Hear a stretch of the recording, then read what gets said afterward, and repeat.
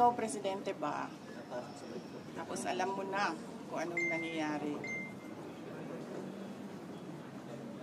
Tapos nakikita mo na based on the budget kung paano binaboy yung pera ng bayan. Mag-aantay ka pa ba ng komisyon o ng truth commission o ng kung anong komisyon yan?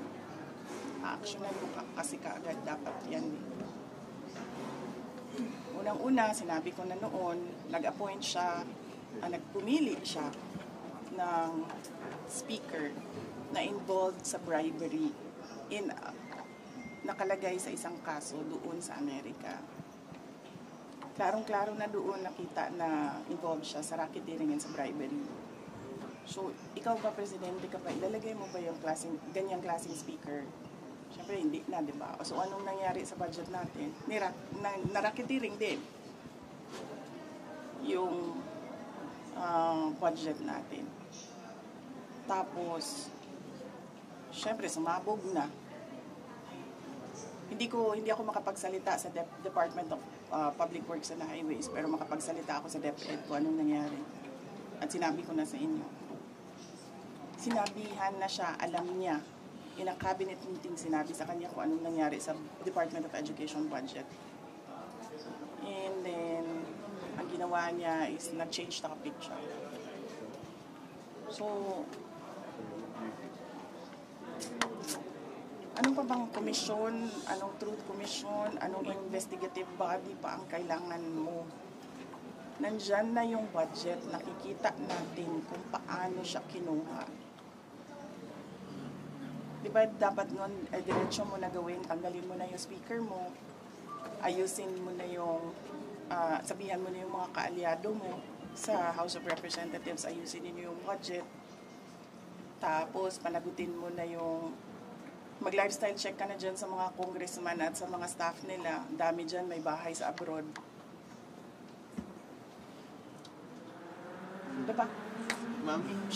Masyado siyang, hindi niya alam kung anong gagawin at masyado siyang mabagal gumalaw. Nagmamadali ang Pilipinas eh. Pero alam niya lahat ito, ma'am.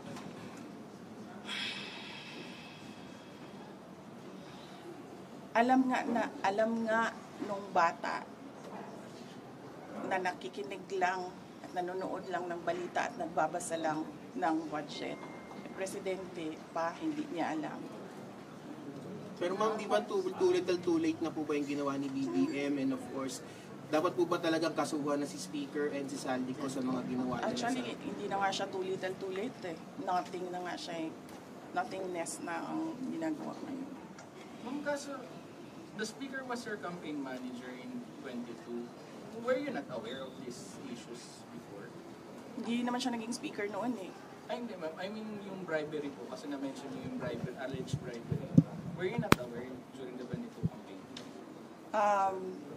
I do not remember the exact time kung kailan ko nalaman yung case doon sa United States kung saan nabanggit yung pangalan niya sa pagtatanggap ng bribery for the cases that were filed here in the Philippines. Pero hindi naman kasi ako ang pumipili ng speaker eh. Ang pumipili ng speaker ay ang presidente. At naging campaign manager lang naman siya by default eh, kasi siya yung president ng partido ng Lakas. Ma'am, yung Any more questions? po sa Senate, ma'am. Senate po, ma'am. Sa Na Senate. naman? Hindi naman tapos-tapos yan. Meron na namang Senate. Sinabi ni SP kahapon, napakanalang daw ito ng minority. Kaya medyo napito si Senator karoon ulit ng heated argument yesterday. Hindi ko rin sinusundan kung anong nangyayari sa Senate. Pero nandun ako bukas, sabihan niyo yung mga kaibigan niya sa Senate. Hindi for budgeteering. Meron lang akong bibisitahin na senador. Ay,